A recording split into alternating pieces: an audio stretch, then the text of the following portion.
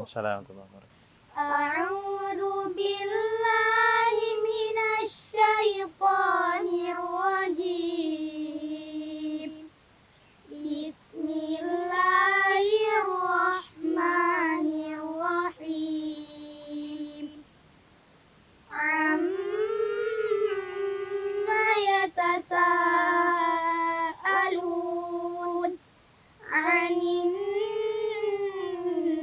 naba'il 'azim alladzi hum fihi mukhtalifun.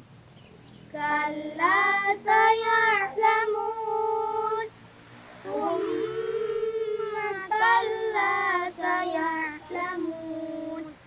Alam naj'alil arda mihada wal jibala autada wa khalaqnakum azwaja wa ja'alna naumakum subata wa ja'alna al-laila libasa wa ja'alna an-nahara ma'asha wa banayna fawqakum sab'an shidada. Sadaqallahul azim. Subhanallah, alhamdulillah, wa la ilaha illallah, wallahu akbar. Alhamdulillah, bersama-sama kita dengarkan dari bacaan sebahagian ayat-ayat Allah dalam Al-Quran. Luar biasa. Beginilah Al-Quran. Ketika kita baca dengan khusyuk, dengan tawadhu, dengan benar, maka dia akan menyentuh kalbu, menyentuh hati, menjadi penenang. Allah juga sudah ingatkan, ala bidzikrillah tatma'innul qulub. Ketika ingin mencapai ketenangan, perbanyak zikir. Dan zikir yang terbaik dalam kehidupan ini adalah zikir dengan membaca Al-Quran. Subhanallah. Al-Quran kita ketahui bersama menjadi syifa juga sebagai obat. Dan luar biasa Al-Quran yang kita baca itu akan bernilai pahala yang berlipat ganda. Bukankah Rasulullah sudah mengingatkan kepada kita membaca Al-Quran satu ayat saja, satu surah saja, atau satu huruf saja?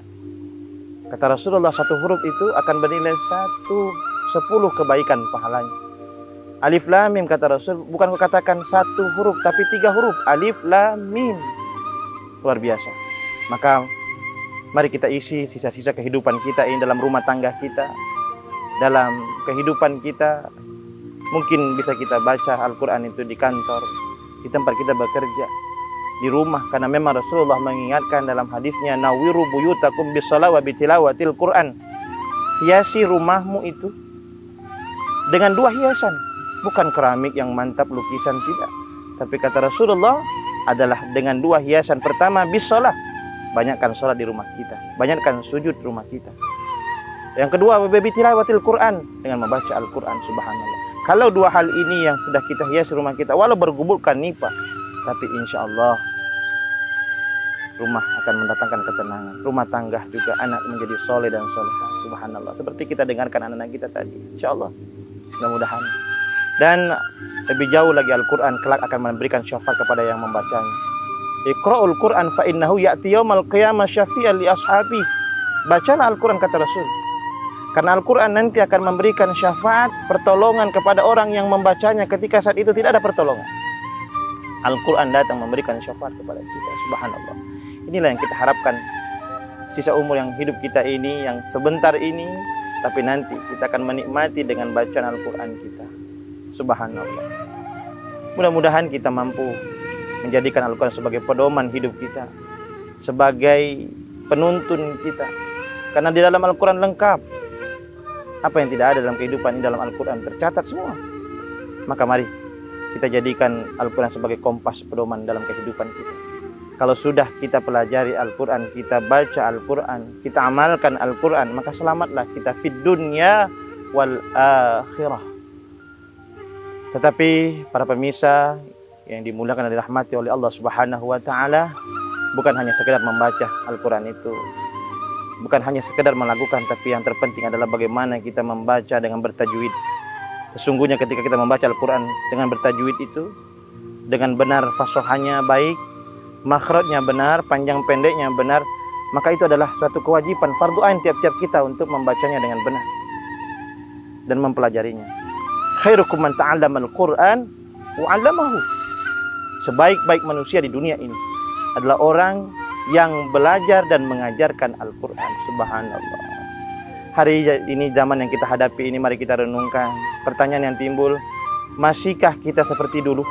Masihkah seperti orang-orang tua kita dahulu ketika maghrib datang, anak-anak disuruh mandi, setelah itu dia duduk dan menunggu azan maghrib. Setelah dia azan maghrib datang, mereka sholat bersama. Lalu dia ambil rehalnya masing-masing dan dia duduk semua membaca Al-Quran. Sehingga maghrib itu rumah ke rumah terdengar bacaan Al-Quran. Masihkah hari ini terjadi? Masihkah kita amalkan itu? Atau sebaliknya hari ini lebih banyak kita membaca HP, WA, Facebook, Instagram, dan lain sebagainya. Renungkan itu saudara-saudara sekalian. Kalau ini sudah terjadi, Masya Allah, jangan heran bumi ini akan berguncang. Jangan heran air laut mungkin akan naik ke daratan. Kenapa? Karena sudah langkah dan jarang sudah baca Al-Quran. Maka jangan heran juga terjadilah musibah di sini berganti. Masya Allah. Memang Rasulullah memprediksikan bahwa suatu akhir zaman nanti Al-Quran hanya tinggal tulisan. Dan ini akan terjadi kiamat, saudara-saudara sekalian. Masjid akan tinggal sebuah nama saja. Tapi yang membacanya sudah Quran, Al-Quran ini, Masya Allah. Oleh karena itu, mari selamatkan rumah tangga kita. Kita selamatkan anak-anak kita dengan gemar membaca Al-Quran, mempelajari Al-Quran. Ini insya Allah doakan anak kita ini menjadi hafizah, menjadi anak-anak yang penghafal Al-Quran, sehingga nanti kalau akan menolong kita, akan memberikan syafaat. Karena memang kata Rasulullah, satu anak yang menghafal Al-Quran, dia akan memberikan naungan, dia akan memberikan syafaat, dan akan memberikan 2 mahkota kepada ayah ibunya. Subhanallah. Cukuplah kita yang bodoh, Bapak Ibu sekalian. Mungkin kita tidak punya ilmu, mungkin kita tidak cukup amal, tapi anak-anak kita jangan pula kita biarkan mereka tidak membaca Al-Quran, tidak menuntut ilmu. Nah, harapan kita di tangan mereka. Begitulah orang tua dulu berkata, wahai anakku, ibu adalah petani, ayahmu juga petani. Ibu bodoh tidak punya apa-apa, tapi jangan pula kau nak menjadi seperti ayah dan ibumu yang tidak punya apa-apa. Harapan ibu, ayahmu digantungkan di pundakmu, supaya kelak kau bisa menjadi kebanggaan, kau bisa menuntut ibu masuk dalam surga. Inilah seorang tua yang soleh dan soleh mengharapkan, insya Allah, pahala dari anak-anak. Mudah-mudahan insya Allah anak-anak kita menjadi anak-anak yang soleh dan soleha, dan dengan doa bacaan Allahumma ja'al auladan solihan hafizina Quran wa sunnatil fuqaha fid din hayatu fid dunya wal akhirah, insya Allah.